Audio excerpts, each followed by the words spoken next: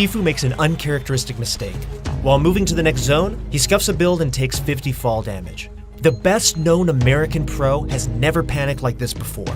He pushes for high ground and looks to heal, protecting himself with a 1x1. But unfortunately for Tfue, he makes another fatal mistake. He doesn't cover every angle and he leaves himself vulnerable. A budding Korean star, Envy, sees his chance and rocks the best player in the world with a pump to the face. One of these Korean stars is going to become the next Tfue. The question is, which one? Tfue is widely considered the best Fortnite player on the planet. So when you put him against players that have only played the game for 1 month, you'd expect nothing less than a blowout. But that wasn't the case. Although Tfue and Kitty Plays took home the duo trophy, it was not easy. Sino and O-King gave them a run for their money. The match was incredibly close and came down to the very last minute of competition. It's safe to say that the unofficial overlords of esports have entered the fray. And in this video, we're going to analyze some of the plays that Tfue made, but also some developing Korean superstar players, and how Korea will change competitive Fortnite forever. Clip number 1 is a 2v2 fight in the mid-game. Tfue's first move is to gain high ground with a quick 90. Once he and Kitty Plays pin enemy number 1 on the ground, he drops down for a pump shot. The trade doesn't go as well as he wanted, so he quickly builds back to high ground. He has no idea where enemy number 2 is, so he has to play safe. He was actually pretty scared of getting pinched, but he has reinforced high ground and nails his enemy twice with an AR. Both enemies are low HP, and Tfue smells blood. He safely makes his way down, and as he does, you can see him turn his camera to check on enemy number 1. That's actually some really good awareness. So now that he's in the clear, he and Kitty Plays look to isolate player number 2.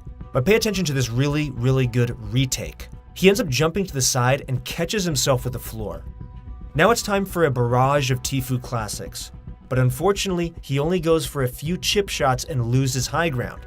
Instead of fighting for it, he drops down to low ground, because you don't always need to fight for high ground, that's the old meta.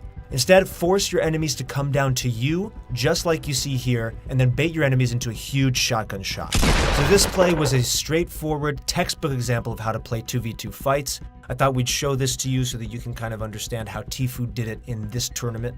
The key here is to shift between high ground and low ground. Start from high ground to weaken your enemies, and then work your way down to finish the kill. There are no better ways to fight in duos. And now we're going to go into clip number 2, which is actually pretty special. I'm going to show you guys 3 examples of how to use dynamite just like Tfue. It's pretty next level stuff. Here, Tfue is sandwiched between 2 players. He needs to act fast, but doesn't have the materials to push. He cooks a dynamite for a second and throws it on top of the roof. Right before the dynamite pops, he breaks the roof with his AR and the dynamite falls onto his opponent's lap. He does the exact same thing and forces him to disengage. Then he goes in with attack and finds the kill. The takeaway from this example is actually that the dynamite can work just like a falling clinger. Use this to your advantage because no one else knows this yet. You're going to catch everybody off guard. In the next example, Tfue dominates a 2v2 fight by making it rain dynamite again. His first one explodes on a player and breaks almost every wall, clearing the way for Kitty Plays to secure high ground. He supports her from the backline with his AR and even more dynamite. His opponents have no chance to defend themselves because of the constant explosions and Tfue's aim.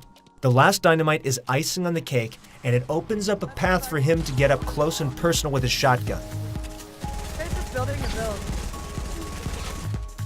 He turns the corner and pops the last player in the face.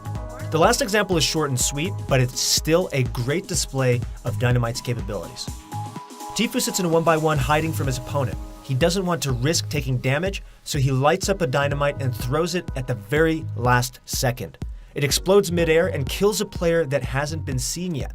The idea that you can destroy a 4x4 area with dynamite midair is insane. Think of the possibilities. You can bring down an entire structure by exploding dynamite this way. The fuse timer is 5 seconds long, so start counting Mississippis in your head when you light the fuse. In this clip, Tfue's death is in the first solo match. I'm in no way BMing Tfue here. I'm using this clip instead to show you what happens when you underestimate your enemies. We've seen Tfue win games from terrible positions time and time again. That wasn't the case this time. He's full health and shields with a great loadout, and this is normally a winning formula for him. But let's examine how everything went downhill. With the storm on his back, Tfue makes his move 20 seconds early. He scans the area and protects himself when necessary. Everything here is standard. He gets clipped by a bullet and then ends up turtling. But instead of drinking a slurp juice and running east, he edits out and pushes through the middle. This is where things go wrong. Take a look at the minimap. He's extremely close to the safe zone and has time to spare. If he had went east, he would have natural high ground and more importantly wouldn't be at risk of getting pinched. When rotating, the path of least resistance is tempting, but you need to consider what is next. Just because you made it doesn't mean you're safe. I know for a fact that Tfue is aware of this because he's an intelligent player. He would not have done this in a skirmish. He underestimated his opponents and made a fatal decision. Right as he crosses into the safe zone, he gets pelted from the west and then the east. And to top it off, Aim Hero enters his tunnel and takes him out. This all happened in 20 seconds. Tfue was not ready for this type of aggression and placed himself on a silver platter to his enemies. He has never had to play against this type of aggression before. Although he goes on to win the duo tournament, the solos was a different story. Korean players are clearly on the rise. It's no secret that Koreans dominate every esport that they participate in. Think League of Legends, StarCraft. Fortnite will be no different. I will talk about several Korean superstars all trying to become the next Tfue. Remember Envy? Not only did he rock Tfue in Game 2, he also displayed great fundamentals in a 15-kill game. Here he's in a 1v2 situation. He shoots his rockets at great spots and builds immediately. A textbook example of how to play with explosives. He's also building smart with reinforced ramps. He's taking shots right when he has the high ground. He even has the foresight to react to his opponent's rockets by backtracking and immediately building back up to high ground.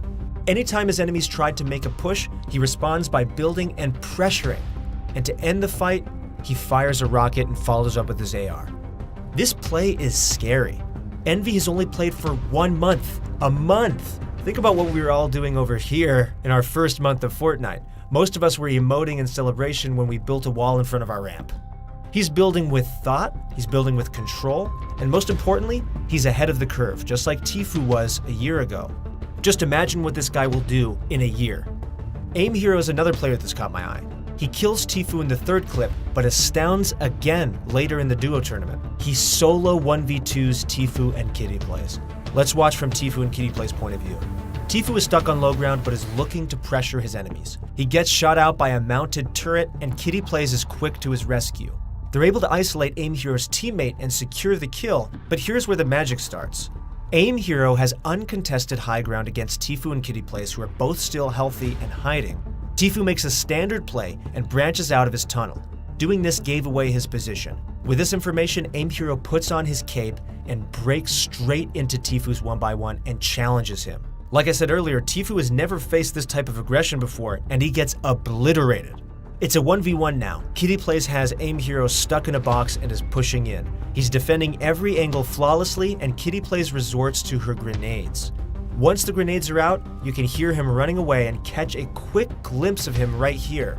He's tunneling around and replacing builds. He's playing like a real pro. He has Kitty Plays completely lost. She eventually finds him and breaks his roof and replaces it, but Aim Hero doesn't panic. He trades shots and is calm enough to find cover under the opening. And once the roof breaks, he replaces it with his own. Obviously, always do this in your games too. Kitty Plays goes back to her grenades and Aim Hero responds with a 200 IQ play. He edits a corner of the wall right under Kitty Plays, so she drops down to the side, ready to fire.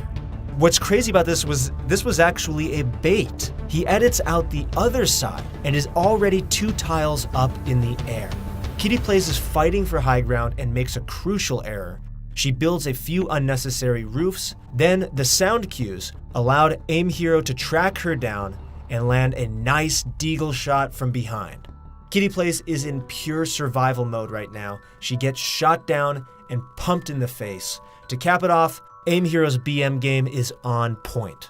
Aim Hero just 1v2'd the best American player plus Kitty Plays. He did so in commanding fashion with techniques the finest pros struggle with in high-pressure situations. So what does this all mean? What does this mean for competitive Fortnite? If history is any indication, then we're going to see some major changes very soon. Koreans will explode onto the scene. Many of the top esports, like League of Legends and Overwatch, follow Korean infrastructure. Best of fives in League of Legends were arguably the best thing to be added into tournament formats, and that was all thanks to the Koreans. Even in this tournament, the scoring system was unlike anything we've ever seen before.